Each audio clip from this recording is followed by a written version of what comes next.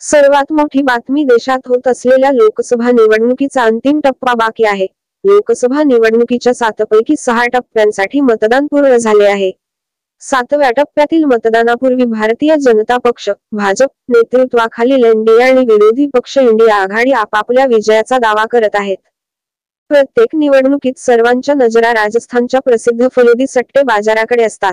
यावेळी फलोदी सट्टा बाजार कोणाला विजयी करत आहे आणि किती जागा कोणाला दिल्या जात आहेत याचीच चर्चा लोकांमध्ये होत आहे. लोकसभा निवडणुकीच्या 6व्या टप्प्यानंतर देशात काय होणार याचा अंदाज फलोदी सट्टा बाजाराने वर्तवला आहे.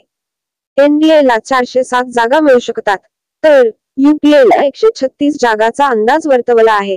फलोदी सट्टा मार्केटमध्ये भाजपने 300हून अधिक जागा जिंकण्याचा सट्टा लावला आहे. त्याचवेळी काँग्रेसच्या 60 ते 63 जागा कमी होऊ शकतात, जे 2019च्या 52 जागांच्या तुलनेत कमी आहे. उर्वरित जागा इतर पक्षांच्या येणार असल्याचे फलोदी सट्टा बाजाराने सांगितले आहे. मुंबईचा सट्टा पूर्णपणे विरुद्ध दिसत आहे. कोणताही पक्ष पूर्ण बहुमताने सरकार बनवताना दिसत नाही. येथे सर्वाधिक बोली राष्ट्रवादी आणि शिवसेनेवर लावली जात आहे. या दोन्ही पक्षांचे 2 तुकडे झाले असून त्यांच्या लढतीचा फायदा उठवण्याचा भाजपचा प्रयत्न आहे.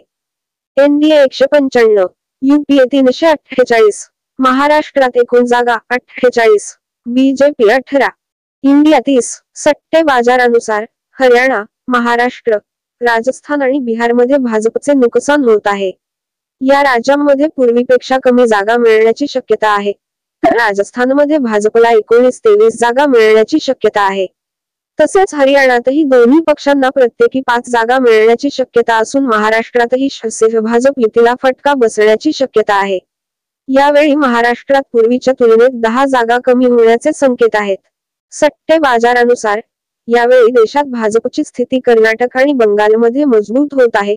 बंगालमध्ये भाजपला 20 ते 22 जागा मिळू शकतात, तर कर्नाटकमध्येही भाजपला 22 पेक्षा जास्त जागा मिळू शकतात.